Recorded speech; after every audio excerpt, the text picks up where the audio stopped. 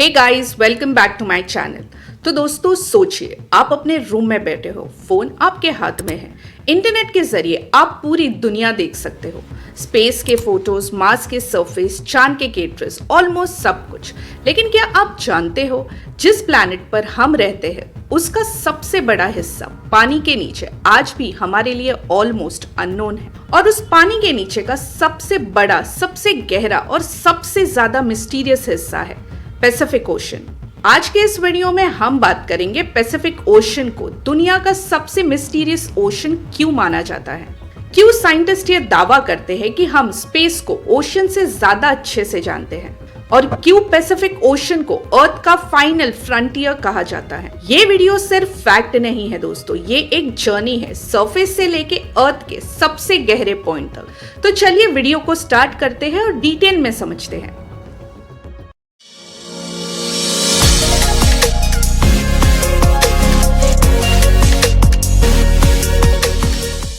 Pacific ocean सिर्फ एक ocean नहीं है, ये अर्थ का आधे से ज्यादा पानी है। एरिया के टर्म्स में देखें तो पैसिफिक ओशन अर्थ के सरफेस का लगभग 30% कवर करता है। मतलब अगर आप सारे कॉन्टिनेंट्स को मिला दो, Asia, Africa, Europe, north America, south America, Australia, फिर भी पैसिफिक ओशन उन सबसे बड़ा ही होगा। इसका नाम पैसिफिक ओशन का मतलब होता है पीसफुल। ये नाम पोर्चुगीज एक्सप्लोरर फर्डिनेंड मैगेलन ने दिया था। उन्हें लगा ये ओशन शांत है। आयरनी देखिए, आज हम जानते हैं कि अर्थ के सबसे डेंजरस अर्थक्वेक्स, वॉल्केनोस और सुनामी इसी ओशन से जुड़े हुए होते हैं। पैसिफिक ओशन के आसपास एक एरिया है जिसे कहते हैं रिंग ऑफ फायर, और आगे चलकर हम देखेंगे कि ये रिंग ऑफ फायर क्यों इतनी डेंजरस है। लेकिन पहले एक और इम्पोर्टेंट सवाल, अगर पैसिफिक ओशन इतना बड़ा है तो हमने इसको पूरी तरीके से एक्सप्लोर क्यों नहीं किया। जब हम ओशन के बारे में सोचते हैं, हम अक्सर बीचेस, ब्लू वाटर्स और वेव्स इमेजिन करते हैं, लेकिन ये ओशन का सिर्फ सरफेस है। सनलाइट सिर्फ लगभग 200 मीटर तक ही जा पाती है। इस जोन को कहते हैं सनलाइट जोन। इसके नीचे शुरू होता है ट्वाइलाइट जोन और फिर मिडनाइट जोन, जहां पूरा अंधेरा होता है, ना सनलाइट ना प्लांट्स, और हम जैसे ह्यूमंस के लिए कोई नेचुरल सर्वाइवल के चांसेस ही नहीं है। पैसिफिक ओशन का एवरेज डेप्थ लगभग 4000 मीटर है, और इसके अंदर एक जगह है जो अर्थ का सबसे गहरा पॉइंट है, मैरियाना ट्रेंच। सोचिए, माउंट एवरेस्ट की हाइट लगभग 8848 मीटर्स है। अगर माउंट एवरेस्ट को मैरियाना ट्रेंच में डाल दिया जाए तो भी उसके ऊपर 2 किलोमीटर पानी बचा रहेगा। प्रेशर इतना ज्यादा होता है कि एक नॉर्मल सबमरीन तुरंत क्रैश हो जाए। इसी जगह तक अभी कुछ मशीन्स ही पहुंच पाए हैं, और उन मशीन्स ने जो देखा उसने साइंटिस्ट को भी शॉक कर दिया। मैरियाना ट्रेंच पैसिफिक ओशन के वेस्टर्न पार्ट में लोकेटेड है। यहाँ प्रेशर लगभग 1000 टाइम्स ज्यादा होता है सरफेस के प्रेशर से। मतलब अगर आप वहाँ खड़े हो तो आप पर लगभग 50 जंबो जेट का वेट पड़ेगा। फिर भी जिंदगी वहाँ एग्जिस्ट करती है। साइंटिस्ट ने वहाँ ऐसे क्रीचर्स देखे हैं जैसे ट्रांसपेरेंट फिश, बायोलुमिनेसेंट ऑर्गेनिज्म, ऐसे एनिमल्स जिनके पास आंखें भी नहीं होती। ये क्रीचर्स लाइट प्रोड्यूस करते हैं क्योंकि वहाँ कोई सनलाइट नहीं होती। सोचिए, जहाँ हम सोचते हैं कि लाइफ पॉसिबल ही नहीं है, वहाँ एवोल्यूशन ने अपना अलग ही रास्ता बना लिया है, और यही से शुरू होती है पैसिफिक ओशन की असली मिस्ट्री। अगर इतनी एक्सट्रीम कंडीशन में भी लाइफ एग्जिस्ट करती है तो हम और क्या क्या मिस कर रहे हैं। डीप पैसिफिक में मिलने वाले कई क्रीचर्स को देखकर लगता है जैसे वो किसी साइंटिफिक मूवी से आए हों। जायंट स्क्विड जो डिकेड्स तक मिथ माने जाते हैं। लोग कहते थे ये सिर्फ कहानी है, लेकिन फिर भी कैमरास ने प्रूफ दिए हैं। इसके अलावा एंग्लरफिश जिसके सर पर लाइट होती है, वैम्पायर स्क्विड्स, ग्लास ऑक्टोपस, ये सब क्रीचर्स ने हमें एक चीज समझा दी कि नेचर हमारी इमेजिनेशन से काफी आगे है। और साइंटिस्ट मानते हैं कि अभी भी हजारों स्पीसीज ऐसे हैं जिसे हमने कभी देखे ही नहीं। रिंग ऑफ फायर पैसिफिक का सबसे खतरनाक सच है। अगर आप ग्लोब उठाकर देखें तो आप नोटिस करेंगे कि पैसिफिक ओशन के किनारों पर एक ऑलमोस्ट सर्कुलर पैटर्न बना हुआ है। ये कोई कोइंसिडेंट नहीं है। साइंटिस्ट इस बेल्ट को कहते हैं ring of fire. Ring of fire एक ऐसी जगह पर है जहां अर्थ की टेक्टोनिक प्लेट्स लगातार टकरा रही है। पैसिफिक प्लेट जो दुनिया की सबसे बड़ी टेक्टोनिक प्लेट है, धीरे धीरे बाकी प्लेट्स के नीचे स्लाइड कर रही है। इसी प्रोसेस को कहते हैं सबडक्शन।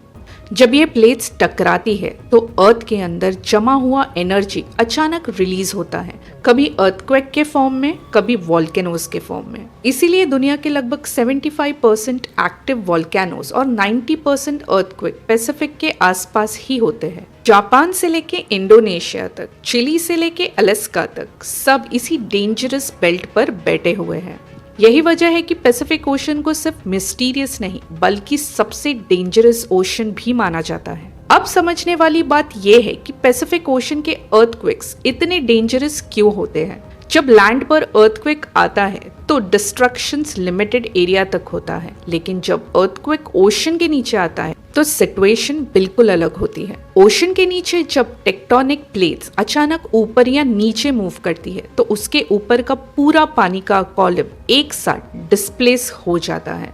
ये डिस्प्लेसमेंट ही सुनामी को जन्म देती है। शुरू में सुनामी एक नॉर्मल वेव जैसी लगती है।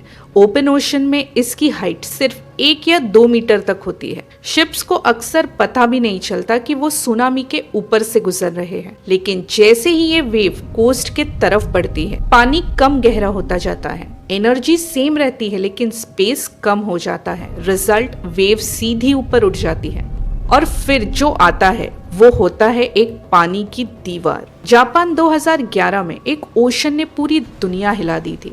11 मार्च 2011 जापान के कोस्ट के पास पैसिफिक ओशन के नीचे एक पावरफुल अर्थक्वेक आता है, मैग्नीट्यूड 9.0। ये जापान के हिस्ट्री का सबसे बड़ा अर्थक्वेक था। इस अर्थक्वेक ने सिर्फ जमीन को ही नहीं हिलाया बल्कि समुंदर को भी उकसा दिया। मिनट्स के अंदर सुनामी वेव्स जापान के कोस्ट पर टकराती है। शहर के शहर पूरी तरीके से बह जाते हैं। गाड़ियां, घर, ब्रिजेस, सब कुछ पानी के साथ फ्लो करने लगता है। लेकिन सबसे बड़ा इम्पैक्ट हुआ फुकुशिमा न्यूक्लियर पावर प्लांट पर। पावर फेलियर, कूलिंग सिस्टम बंद, रेडिएशन लीक हो गया। एक नेचुरल डिजास्टर ने टेक्नोलॉजी के थ्रू एक मैनकाइंड डिजास्टर को जन्म दे दिया। इस इंसिडेंट ने पूरे दुनिया को समझा दिया कि पैसिफिक ओशन का एक मूवमेंट पूरी ह्यूमैनिटी को इफेक्ट कर सकता है। तो क्या सुनामी को प्रेडिक्ट किया जा सकता है? इस सवाल का सिंपल जवाब है, पूरी तरह नहीं। हाँ, सुनामी वार्निंग सिस्टम एग्जिस्ट करते हैं। ओशंस के नीचे प्रेशर सेंसर्स लगे हुए हैं। सैटेलाइट सी लेवल चेंज मॉनिटर करते हैं, लेकिन प्रॉब्लम प्रेडिक्शन की नहीं, एक्यूरेसी की है। हम ये बता सकते हैं कि अर्थक्वेक आया है, हम ये नहीं बता सकते कि सुनामी कितनी बड़ी होगी, किस डायरेक्शन में जाएगी और एग्जैक्टली कौन सा कोस्ट को हिट करेगी। कभी कभी वार्निंग फॉल्स अलार्म निकल जाती है और कभी कभी सुनामी बिना प्रॉपर वार्निंग के आ जाती है। ये अनसर्टेनिटी पैसिफिक ओशन को और ज्यादा फ्राइटन बना देती है। चलिए बात करते हैं समंदर के नीचे छुपे वॉल्केनोस के बारे में। जब हम वॉल्केनो वर्ड सुनते हैं तो हमें जमीन पर खड़े पहाड़ याद आते हैं, लेकिन सच ये है कि दुनिया के ज्यादा वॉल्केनो जमीन पर नहीं, समंदर के नीचे हैं।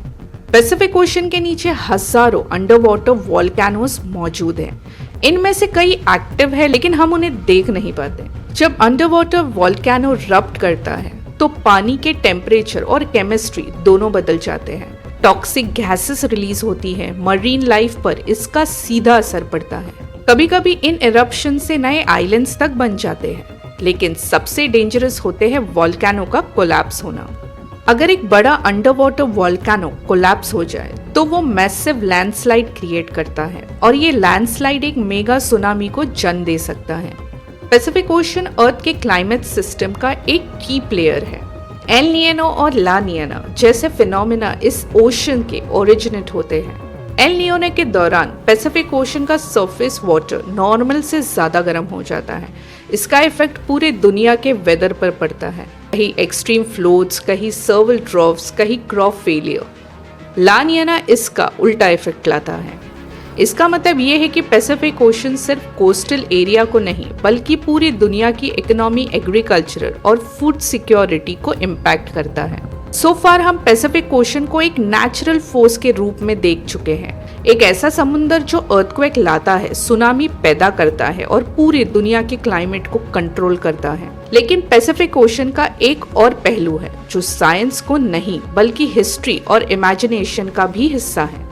और यही से शुरू होता है एक सबसे कंट्रोवर्शियल सवाल, क्या हमसे पहले भी इस प्लैनेट पर ऐसी सिविलाइजेशन थी जो आज कंप्लीटली गायब हो चुकी है? और अगर थी तो क्या उनके निशान आज भी पैसिफिक ओशन के नीचे छुपे हुए हो सकते हैं? ये सवाल सुनने में थोड़ा फिक्शनल लग सकता है, लेकिन इसके बेस सिर्फ कहानियों पर नहीं है। इसके पीछे एक सॉलिड साइंटिफिक बैकग्राउंड है जिसे हम सी लेवल राइज के नाम से जानते हैं।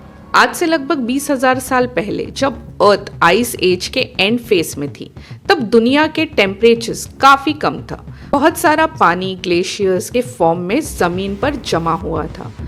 इस वजह से समंदर का लेवल आज के मुकाबले लगभग 120 मीटर नीचे था। मतलब जो आज हम बीचेस, कोस्टल सिटीज और आइलैंड्स देखते हैं, उनमें से काफी हिस्सा उस वक्त ड्राई लैंड था। जैसे जैसे आइस एज खत्म हुआ, ग्लेशियर्स मेल्ट होने लगे, पानी धीरे धीरे ओशन में वापस आने लगा और जो जमीन कभी इंसान के रहने की जगह थी, वो धीरे धीरे पानी के नीचे चली गई। ये कोई थ्योरी नहीं है दोस्तों, ये एक प्रूवन जियोलॉजिकल फैक्ट है। इस प्रोसेस में सिर्फ पैसिफिक रीजन ही नहीं बल्कि दुनिया के कई हिस्सों में एशियन ह्यूमन सेटलमेंट्स डूब गए थे। पैसिफिक रीजन इसीलिए और ज्यादा इंटरेस्टिंग हो जाता है क्योंकि साइंटिस्ट मानते हैं कि मॉडर्न ह्यूमंस लगभग 60 से 70 हजार साल पहले ही साउथ ईस्ट एशिया, ऑस्ट्रेलिया और जापान जैसे एरिया तक पहुंच चुके थे। ये लोग सिर्फ जमीन पर चलने वाले प्राइमेटिव ह्यूमन नहीं थे, ये बोट्स बनाने जाते थे, आइलैंड्स के बीच नेविगेशन करते थे और समुंदर को एक रिसोर्स की तरह यूज करते थे। इसका मतलब ये है कि पैसिफिक के आसपास रहने वाले अर्ली ह्यूमंस काफी अडेप्टेबल और इंटेलिजेंट थे। तो ये मानना बिल्कुल अनरीजनेबल नहीं होगा कि उनकी कुछ सेटलमेंट्स ऐसी थी जो आज पानी के नीचे छुपी हुई है। इस कॉन्टेक्स्ट में एक जगह दुनिया भर के रिसर्चर्स और इंटरनेट दोनों को कंफ्यूज करती है। जापान के योंगनी आइलैंड के पास समंदर के नीचे एक ऐसी स्ट्रक्चर मिली जिसे देखकर पहला रिएक्शन ये होता है कि ये नेचुरल नहीं लगती। सीधे लाइंस, राइट एंगल, स्टेप्स जैसे ट्रेसेस और प्लेटफॉर्म जो बिल्कुल ह्यूमन प्लानिंग जैसे दिखते हैं। कई लोग इसे एक सनकन सिटी का प्रूफ मानते हैं, एक ऐसी सिविलाइजेशन का सबूत जो कभी पैसिफिक ओशन के किनारे एग्जिस्ट करती थी। लेकिन साइंस इतनी जल्दी कंक्लूजन पर नहीं पहुंचती। जियोलॉजिस्ट का कहना है कि यूनोगनी के एरिया के रॉक्स नेचुरली इस तरह फ्रैक्चर होते हैं। इस रीजन का सैंडस्टोन स्ट्रेट एज और फ्लैट सर्फेसेस बनाना जानता है, इसलिए यह पॉसिबल है कि जो हम देख रहे हैं वो नेचर का काम हो सकता है। लेकिन प्रॉब्लम यहीं पर खत्म नहीं होती, क्योंकि कुछ फॉर्मेशंस इतनी साइमेट्रिकल लगती है कि उन्हें सिर्फ इरोशंस के थ्रू एक्सप्लेन करना मुश्किल हो जाता है। और इसी वजह से ये जगह आज भी एक ओपन डिबेट बना हुआ है। न इसे पूरी तरह ह्यूमन मेड प्रूफ किया गया है और ना ही पूरी तरह नेचुरल। और जब हम पैसिफिक ओशन की पूरी जर्नी के एंड पर खड़े हैं, तो शायद सबसे इम्पोर्टेंट बात ये समझना है कि मिस्ट्री का मतलब हमेशा डेंजर या कॉन्स्पिरेसी नहीं होता। कभी कभी मिस्ट्री का मतलब होता है limitation, human limitation. Pacific ocean हमें ये याद दिलाते हैं कि हम चाहे जितना भी एडवांस टेक्नोलॉजी डेवलप कर ले, हम अभी भी अपने ही प्लैनेट को पूरी तरीके से नहीं जान पाए हैं। हम स्पेस के दूर दूर के कोने देख सकते हैं, लेकिन अपने पैरों के नीचे क्या छुपा है उसका सिर्फ एक छोटा सा हिस्सा ही जानते हैं। ये ओशन हमें सिर्फ अपनी पावर से इम्प्रेस नहीं करता दोस्तों, बल्कि अपनी साइलेंस से भी डराता है। एक ऐसी साइलेंस जिसमें अर्थक्वेक पैदा होते हैं, सिविलाइजेशन डूब जाती है, मैग्नेटिक फील्ड बिहेव करना बदल देता है और लाइफ ऐसी जगह पर भी फ्लोरिश करती है जहां हम सर्वाइव नहीं कर सकते। पैसिफिक ओशन ना ही लाउड है ना ही ड्रामेटिक, बस वो एग्जिस्ट करता है और वही उसकी सबसे बड़ी ताकत है। आने वाले सालों में टेक्नोलॉजी हमें समंदर के और गहरे राज दिखाएगी। शायद हम नए इकोसिस्टम डिस्कवर करें, शायद कुछ पुरानी मिस्ट्री सॉल्व हो जाए और शायद कुछ सवाल ऐसे भी रहेंगे जिनका जवाब हमें कभी नहीं मिलेगा।